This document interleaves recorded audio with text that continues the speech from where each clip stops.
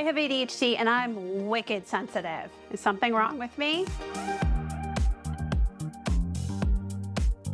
Hi friends, I'm Caroline Maguire, and I am here to tell you I am wicked sensitive. I'm here to talk about all things ADHD and friendship. Let's get real for a second. Do you ever feel like you feel things too much?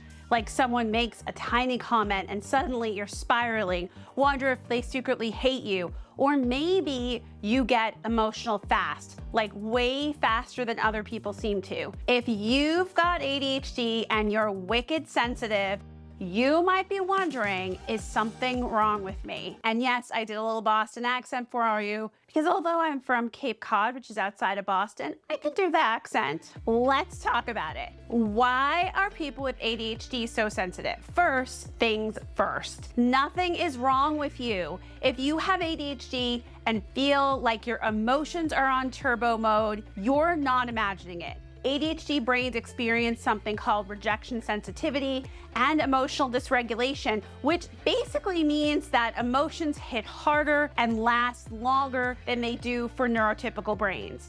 It's like living life with the volume turned up to 11 at all times. What is rejection sensitivity? Rejection sensitivity is when even tiny criticisms or perceived criticism, so maybe they don't even criticize you, but you think that they're criticizing you, or even just thinking someone might be upset with you, feels unbearable. And I mean physically painful. A simple, hey, we need to talk. By the way, that is like the worst email or text ever. Don't send that email. It's terrible. Can send your brain into full panic mode. Your heart races, your stomach drops, and suddenly you're pre-playing every mistake, every second since second grade to now, worried about what's gonna happen. Rejection sensitivity isn't just being dramatic, it's a real intense emotional response triggered by how ADHD brains process rejection even when it's not actually happening. Because sometimes that's just a really bad email and it means nothing.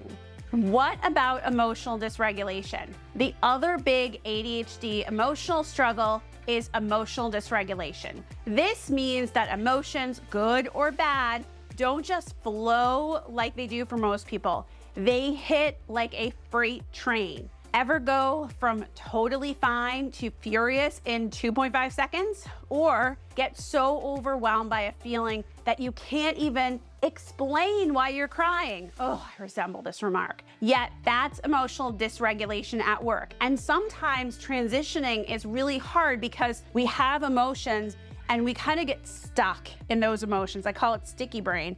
And then when we're trying to transition to something else, I'm still feeling the anger, hurt, pain, injustice of that past emotion.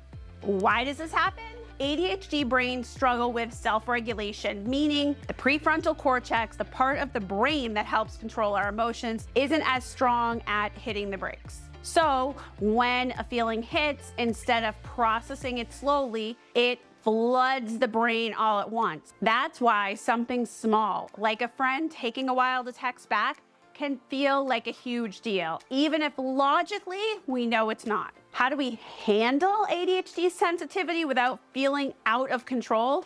Okay, so knowing that you're wicked sensitive isn't your fault, but how do you handle it? Here are some game changers. Pause before reacting. I know this is easier said than done, but when a feeling hits, take a deep breath before responding. Even a few seconds can help you stop the emotional spiral, and I would pause before responding. You can take 24 hours, 24 beats, and in both cases, it helps you to move past that emotional spiral so that your response isn't going to possibly make things worse. Name the feeling instead of letting emotions take over. It is scientifically proven that saying I feel hurt because I think they're mad at me, naming that emotion helps separate fact from assumption. Challenge your thoughts. Ask yourself, is this really true, or is my brain making it bigger than it has to be? Use coping strategies.